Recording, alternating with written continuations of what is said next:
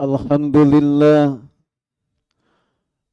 Alhamdulillahilladzi arsala rasulahu bil huda wa dinil haqq liyuzhirahu 'ala ad-dini kulli wa kafa billahi shahida.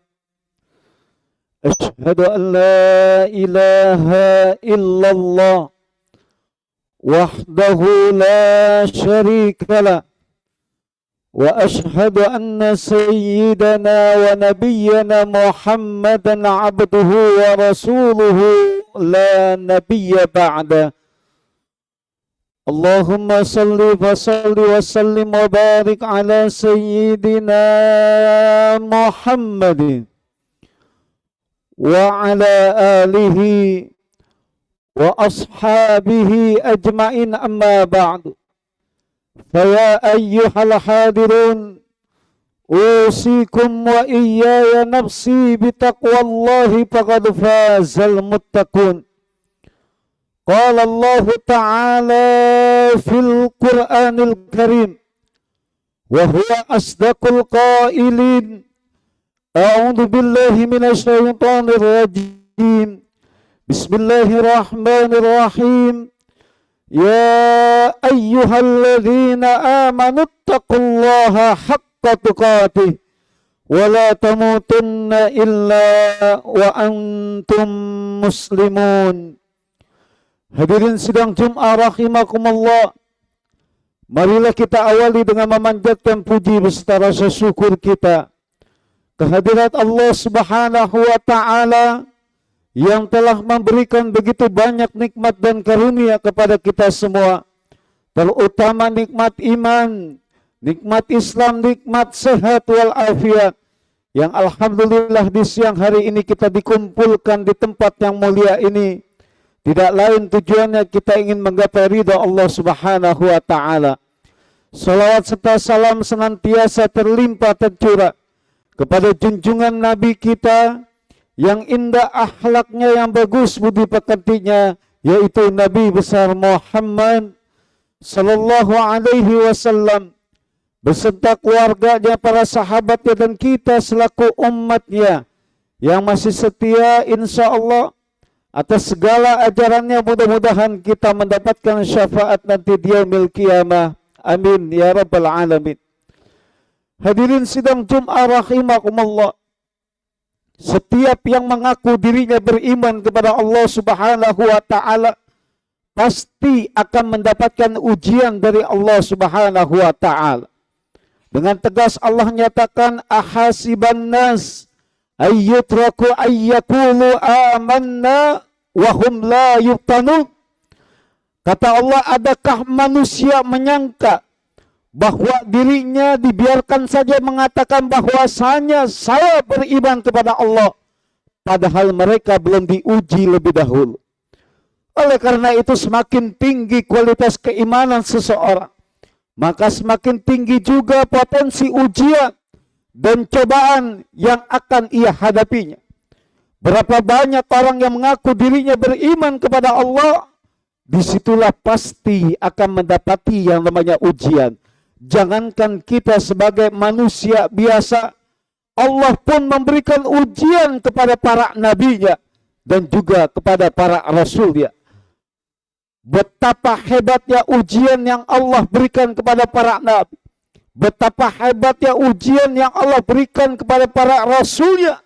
Semata-mata ujian tersebut adalah untuk meningkatkan derajatnya di hadapan Allah Subhanahu wa Ta'ala, sekaligus meninggikan derajatnya di hadapan manusia.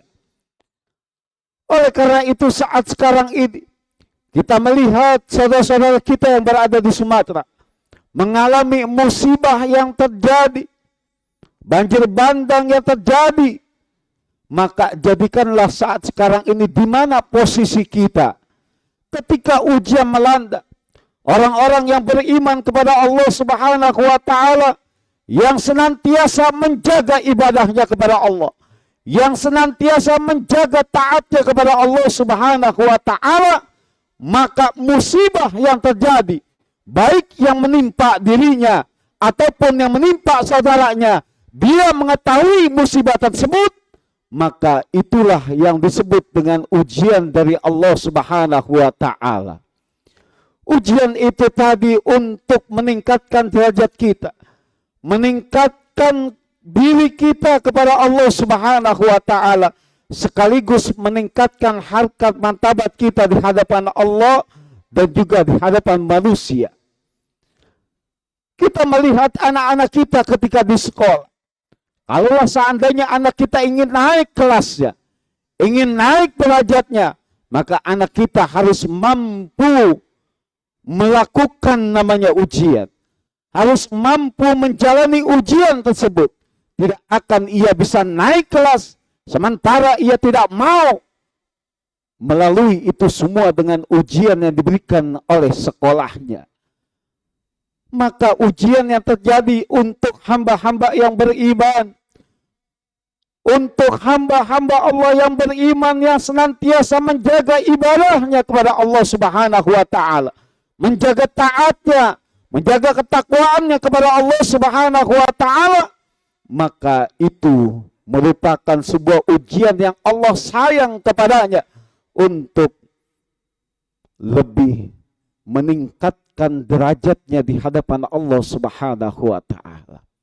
Karena yang diberikan ujian oleh Allah bukan berarti Allah tidak sayang kepada mereka, akan tetapi wujud sayangnya Allah, wujud pedulinya Allah Subhanahu wa taala memberikan ujian itu tersebut. Yang kedua, ketika seseorang beriman kepada Allah Subhanahu wa taala, ia lalai akan ibadah, ia tidak mengerjakan ibadah, maka ketika ia tertimpa musibah, bencana, ketika ia mengetahui bencana yang ia alami ataupun saudaranya alami, maka itu bukan termasuk ujian dari Allah Subhanahu wa taala, melainkan teguran dari Allah Subhanahu wa taala. Tujuannya tidak lain adalah apa?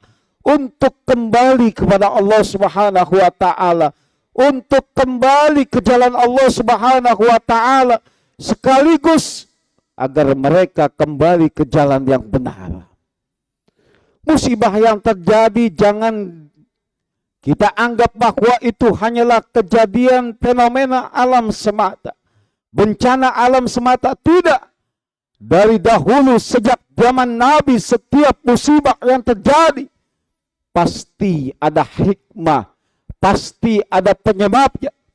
Karena hujannya diturunkan oleh Allah Subhanahu wa taala dengan tegas sudah dinyatakan bahwa itu merupakan rahmat kasih sayang Allah, dan rahmat kasih sayang Allah ketika turun tidak mungkin berupa bencana, tidak mungkin berupa yang namanya malapetaka untuk hamba-hambanya. Akan tetapi rahmat Allah turun di sana, dicampurlah oleh tangan-tangan jahil manusia, dicampurlah oleh tangan-tangan serakahnya manusia. Bahkan kata Allah dinyatakan zuharal fasadu fil barri wal bahri bima kasabat aydin nas, telah tampak kerusakan baik di darat maupun di lautan, ternyata dari ulah tangan-tangan manusia yang berbuat kezaliman atas dirinya dan juga khalayak ramai. Kita melihat, kita menjadi saksi bahwasanya berapa video yang kita tonton, berapa foto yang kita lihat, banyaknya kayu gelondongan yang terjadi menimpa saudara kita. Terjadinya pembalakan liar, ulah-ulah tangan-tangan manusia yang bersifat serakah, sehingga kelakuannya menyebabkan kerugian bagi lingkungannya, kerugian bagi masyarakat sekitar. Dan inilah yang terjadi, bahwasanya bencana yang terjadi merupakan teguran dari Allah Subhanahu wa taala agar mereka kembali di jalan Allah Subhanahu wa taala, agar mereka kembali untuk bisa merubah sesuatu yang tidak baik yang ia lakukan menjadi baik. Tapi yang ketiga, bagi orang-orang yang tidak beriman kepada Allah Subhanahu wa taala, yang tidak mau menyembah kepada Allah Subhanahu wa taala, terjadi musibah pada diri mereka. terjadi bencana pada diri mereka, itu bukan ujian, itu bukan cobaan, melainkan azab dari Allah Subhanahu wa taala. Berapa banyak yang terjadi dari kaum Ad, kaum Samud ketika zaman para nabi, mereka tertimpa musibah, mereka terjadi malapetaka di dalam kehidupannya. Itu merupakan azab yang Allah berikan kepadanya lantaran ia tidak mau menyembah Allah, lantaran ia tidak mau beriman kepada Allah, lantaran ia tidak mau menerima kebenaran akidah yang disampaikan oleh para nabi kita. Oleh karena itu, di mana posisi kita sekarang? Sebagai hamba Allah yang beriman, yang taat kepada Allah Subhanahu wa taala, menjaga ibadah kita, maka ini ujian untuk kita semua. Bagi kita yang tidak kena saat sekarang ini, kita melihat saudara kita yang tertimpa musibah, ujian bagi kita. Ujian diri kita untuk istiqomah lebih baik dalam kebaikan. Ujian bagi diri kita agar senantiasa kita bisa membantu saudara kita, agar bisa kita mudah untuk mengeluarkan infak dan sedekah, pengorbanan harta kita untuk membantu saudara kita. Dan bagi saudara kita yang terkena musibah, ini merupakan ujian dari Allah Subhanahu wa taala. Kalau seandainya ia menjaga ibadah, ia menjaga taatnya kepada Allah Subhanahu wa taala, maka ini merupakan ujian untuk meningkatkan derajatnya di hadapan Allah Subhanahu wa taala. Inilah bentuk kasih sayang Allah.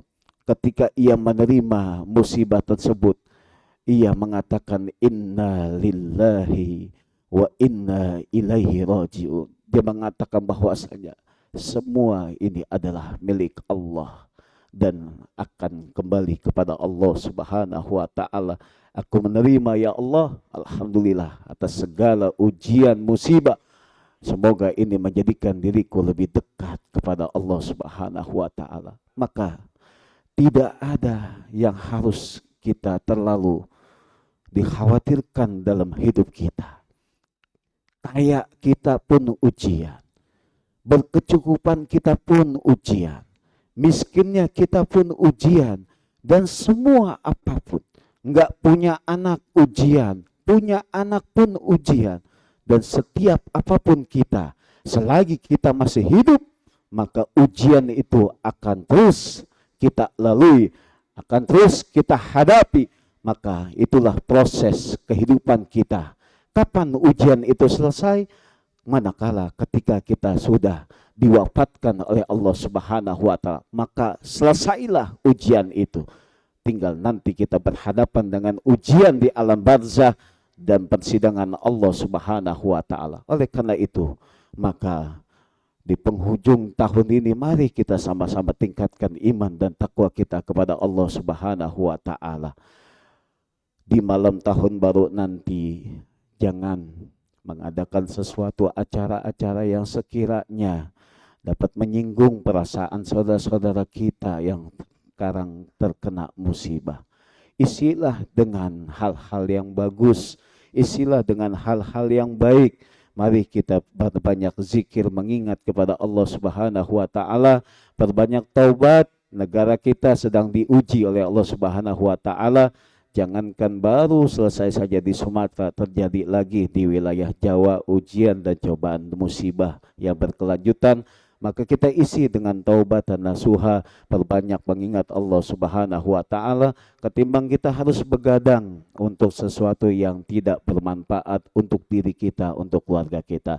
Mudah-mudahan Allah Subhanahu wa taala memberikan hidayah kepada kita semua agar kita bisa bahagia di dunia, selamat di akhirat. Amin ya rabbal alamin. Barakallahu li wa lakum bil Qur'anil azim wa nafa'ani wa iyyakum bima fihi minal ayati wa dzikril hakim wa taqabbalallahu minna wa minkum tilawatahu innahu was-samiul alim. Fastaghfiruh innahu huwal ghafurur rahim.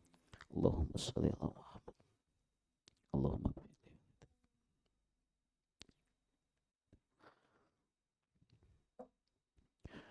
Alhamdulillah, alhamdulillahi rabbil alamin wal aqibatu lil muttaqin wa la udwana illa 'alal zalimin أشهد أن لا إله إلا الله وحده لا شريك له وأشهد أن سيدنا ونبينا محمدا عبده ورسوله لا نبي بعده اللهم صل فصل وسلم وبارك على سيدنا محمد وعلى آله وأصحابه أجمعين أما بعد يا أيها الحاضرون اتقوا الله حق تقاته ولا تموتن إلا وأنتم مسلمون واعلموا أن الله تعالى أمركم بالصلاة والسلام على رسوله فقال إن الله وملائكته يصلون على النبي يا أيها الذين آمنوا صلوا عليه وسلموا تسليما اللهم صل على محمد وعلى آل محمد كما صليت على إبراهيم وعلى آل إبراهيم وبارك على محمد وعلى آل محمد كما باركت على إبراهيم وعلى آل إبراهيم في العالمين إنك حميد مجيد اللهم اغفر للمسلمين والمسلمات والمؤمنين والمؤمنات الأحياء منهم والأموات اللهم اغفر لنا ذنوبنا ولوالدينا warhamhum kama rabbawna sigara. Ya Allah ya Ghaffar, Engkau yang Maha Pengampun ya Allah. Ampuni dosa-dosa kami ya Allah. Ampuni dosa kesalahan kedua orang tua kami ya Allah. Ampuni dosa guru-guru kami, para pahlawan kami, kaum keluarga kami, kaum muslimin wal muslimat semuanya ya Allah. Ya Fattah ya Razzaq, ya Allah Engkau yang Maha Pembuka rizki ya Allah. Mudahkanlah rizki kami ya Allah, berkahi rizki kami ya Allah, lapangkan rizki kami ya Allah untuk bekal beribadah kepadamu ya Allah. Di antara kami ada yang belum berangkat haji, mudahkan ya Allah. Di antara kami ada yang belum berangkat umrah, mudahkan ya Allah dengan izin darimu ya Allah. Ya Allah, lindungi saudara kami ya Allah. Berikan ketabahan, kesabaran bagi saudara kami yang tertimpa musibah ya Allah. Istiqomahkan kami dalam taat beribadah kepadamu ya Allah. Ya Allah, jika ada anak-anak kami, keluarga kami yang masih lalai akan ibadah kepadamu ya Allah, beri mereka hidayah ya Allah. Ya Allah, kuatkan kami agar kami bisa membimbing keluarga kami ya Allah. Rabbana atina fid dunya hasanah wa fil akhirati hasanah wa qina adzabannar walhamdulillahi rabbil alamin. Ibadallah, innallaha ya'muru bil 'adli wal ihsani wa ita'i dzil qurba wa yanha 'anil fahsya'i wal munkari wal baghi ya'idzukum la'allakum tadhakkarun fadhkurullaha al-'azim yadhkurkum washkuru 'ala ni'amihi yazidkum wa ladhikullahi akbar. Aqimus shalah. Allahu akbar, Allahu akbar.